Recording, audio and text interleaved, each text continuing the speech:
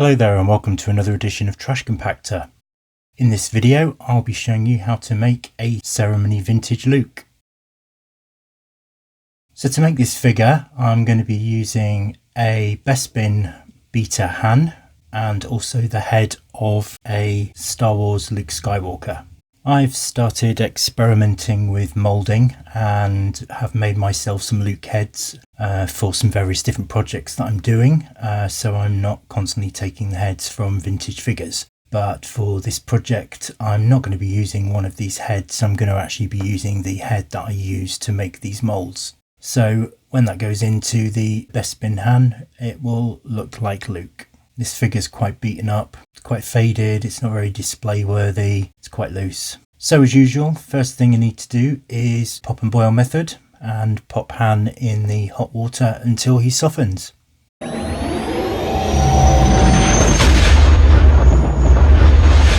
So once he's softened up, just grabbing a tea towel and gently pop the head out of the body.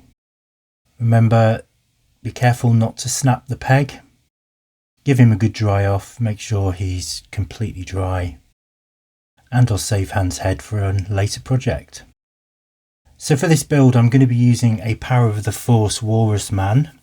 I'll be removing his waistcoat and that will be applied to the figure. I will trim it a little bit around the bottom so it matches the style of the one that Luke wears, where the bottom of the jacket is actually the same length as the arms, and this just gives a better look to sort of match the jacket. So I trim a few millimeters off the bottom of the Walrus Man waistcoat using my X-Acto knife, and though rubber waistcoats aren't really a feature on vintage figures, the way this will be applied just gives it a different look. One thing I need to do is trim the pockets of the Bespin Han and also trim the pocket off the waistcoat, trying to make this as smooth as possible. It's going to be painted so it will hide some sins. Going to need some milli putty, so follow your instructions on how to make your milli putty. This will be for doing the details going down the arms of Ceremony Luke, so it matches the style of the jacket that he wears.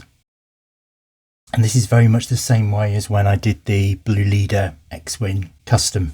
It has the same style padding going down each arm. So roll your milli putty out into a long sausage and then cut it to the appropriate length, so a very thin strip will fit down the side of each arm. Once you've got it on there, give it a good press down so it sort of spreads out and starts to become one with the figure, so it doesn't look too raised. Then using your knife, just neaten it up, trim off some of the excess at the top of the shoulder, down the sides and around the hands. And then to put the detail on of the ridges going down each arm, I'm going to use a cable tie in the same way as I did with the Blue Leader X-Wing pilot. So using the notched part on the cable tie, I'm going to use that to put the imprint down each arm. I think when I did this figure it was more successful on the left arm than it was the right, so I went back and redid the right arm after I'd done the left. So as you can see, it sort of gets the detail going down the arm, and here we go, after I did a better job on the left arm, so I went back and redid the right arm. Good thing about milli putty is because it does take so long to dry, if you do mess it up you can just scrape it all off, wash the figure off, get it back to normal and start again. The only thing about milli putty is it wrecks all your Stanley knife blades, but that's what they're there for. So I've got a little bit smudging down the body, doesn't really matter because I'm going to be covering it with the waistcoat. Just trimming off some of the excess so it looks a bit neater. You can do this again when it's dry, and then it's just a case of leaving the figure to dry off for some time.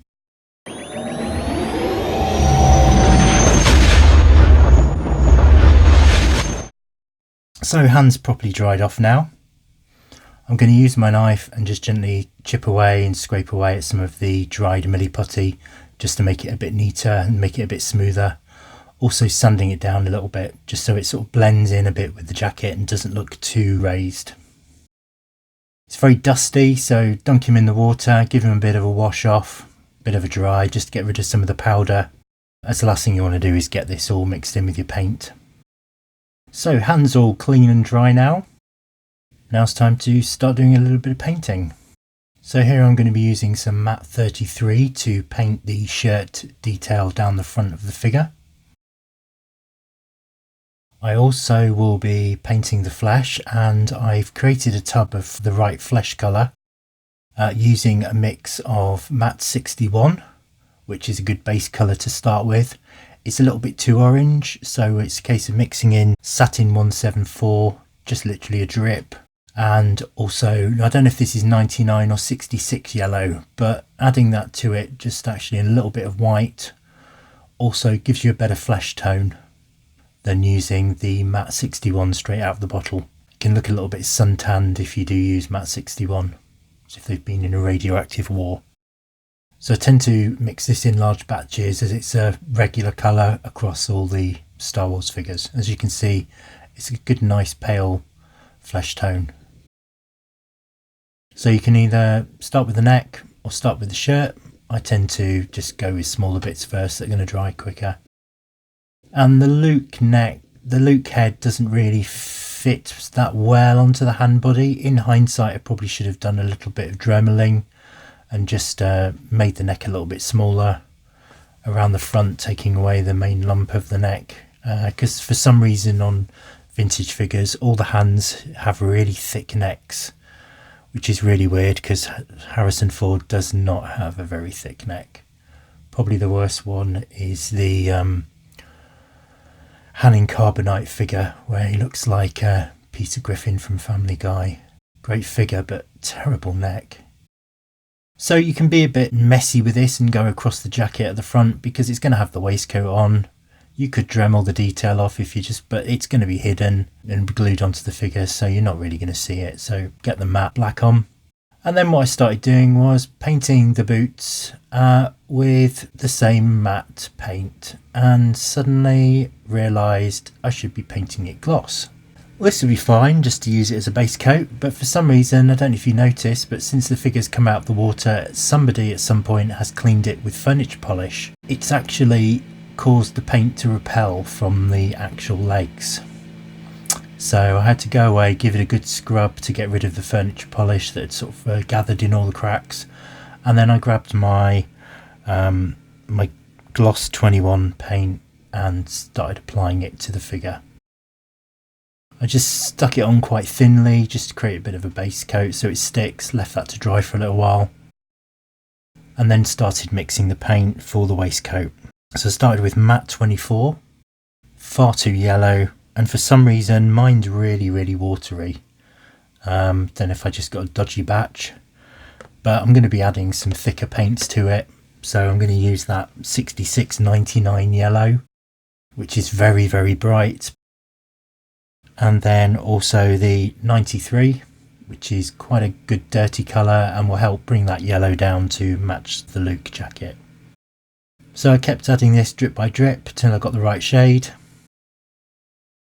and I sort of got the similar colour, and I thought, right, I'll give it a coat, leave it to dry, and I can always see how that dries, then go back to it later. So I'm quite liberal with this, splattered it all over the waistcoat. Doesn't matter about doing the inside, but it's important to do the inside of the arms. Leave that to dry. So using my Gloss 21, I went back and started to do another coat on the boots, and then leave him to dry off. One thing I do need to do is his trousers. I could leave them the colour they are, but there's a bit of discoloration between the actual body of the figure's trousers and the legs, which I'm not that keen on. And also the ones that Luke wear are not the same colour. The ones on the Bespin hand don't actually match the colour of the trousers that Solo wears in Empire Strikes Back. But again, just try and make it a little bit more screen accurate. I'm going to paint them. So with some of that brown 26, so I'm going to mix that with some black, trying to get the right shade, and just keep mixing it until I get it to the right colour. I then added some of the 93 just to lighten it a little bit, as it just came across a little bit too dark, and added in a little bit more of the yellow, Whether it's yellow 99 or yellow 66, I'm really not sure. Execute Order 66. So that gave me pretty much the right colour that I was looking for. So then went ahead and painted the trousers. I was very careful not to paint over the yellow stripes. They're very well intact, so it doesn't hurt to leave them as they are. And they show through and you can't really see the colour underneath. So the next thing to do is to paint the blaster holder and straps. So using a super fine brush, gently work your way around the figure. I used the matte black and touched up the front again. So he's dried off. You can sort of see the effect if I give it a go and pop the waistcoat on, how it starts to look. Starting to look a little bit more like the ceremony Luke. So I wasn't totally happy with the colour of the jacket, so I've added some white gloss to it just to lighten it a little bit because I think it was a little bit too dark. So I'm going to mix that in. It's at this point it's probably best to glue the waistcoat onto the body. However, I completely forgot. I got carried away with painting and started painting before gluing it. But I come back to it later and glue it and then give it another coat of paint. So give it a quick coat. Doesn't have to be perfect, just be quite liberal, get it spread over, then left it to dry. Popped it on some tissue. Because of that yellow, it's quite watery. Then once it's dried off, so this is where I forgot to glue it before I started painting it. So what I'm doing is just pulling the waistcoat back, popping a little super glue around the top of the arms, being careful not to hit the joint, just to stick the waistcoat down to the body so it doesn't protrude from the shoulders. And then you should paint it. So try to do this the right way round. Me doing this wrecked some of the paint job on the waistcoat and peeled some of the paint off, so I had to go back and neaten it all up. And then have a go again at re-gluing the waistcoat. So I did give the jacket another coat, let it dry off. Now it's a case of just painting the hands. They were originally quite rubbed, so I'm using the same paint that I made for the neck and that I paint my faces with. And then leave that to dry off. Then save some of the paint just to touch up some of the areas that I rubbed off, scratched off, wanted to just improve. It's usually best to leave them overnight before you go back and paint a coat. And then I've got the original head, which I use for moulding, and while I was using it for moulding I actually did split the neck. So I have created quite a few different moulds from the Luke head. For painting the eyes and eyebrows on to the moulded heads, this was the opportunity where I was using a very, very thin permanent pen to draw on the eyebrows and the eyes. It's much easier to do it this way, gives a better effect, looks printed rather than painted. If you try and paint them, totally impossible. Can be done, but there we go. So I think that looks quite good. But the idea is I'm not going to use that, I'm going to use the original head. So the last detail on the Luke figure is to paint in the belt buckle. So I'm just going to use a silver liquid marker for that. It works quite nicely. And then the idea is to use the original head that I used for moulding, which I unfortunately, as I said, snapped the neck. So I'm hoping by popping it in some boiling water I can soften it and it will be easier to go back into the figure. So that's had some time to soften. I've trimmed off the peg so it's more of a mushroom shape. And you'll see here, this is where I had a little bit of a disaster. Could not get the head to go in for love nor money. Left him in water and I re-split the neck. Absolutely infuriating. I tried to melt it with a lighter, so in the end I used one of the moulded ones that I wasn't going to use. Trimmed that down so it was quite pointed and then forced that into the neck. It did go in, it did create a little bit of dust with the paint peeling off the neck as it went up, but eventually pops in quite nicely. So I gave him a dust off with the brush just to get rid of some of the excess, and you see what I mean about the way the head fits into the hand body. The neck's just too wide, so probably should have dremeled it. But Luke's going to get a medal, so it needs to go around something. And then at this point I realised I picked up a head that I hadn't done the eyes on, so I had to redo them. That's the trouble when you have far too many Luke heads lying around. So there we are.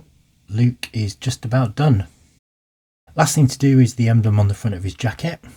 And I thought the easiest way to do this is just to mask off the area and then using my permanent superfine pen just draw the lines on down the jacket. So I got that on and realised a little bit of leakage, so I actually just touched the paint up on the edges just to make it level. So there we go, there is Ceremony Ready Luke, all done.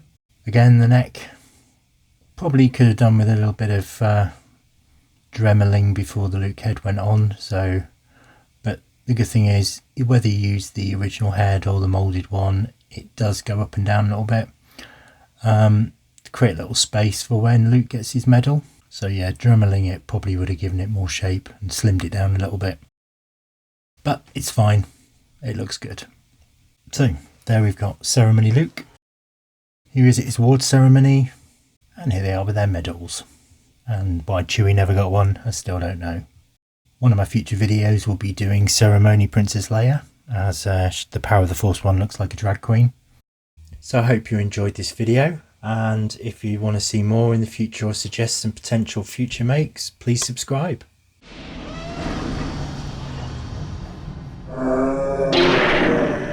What a piece of junk!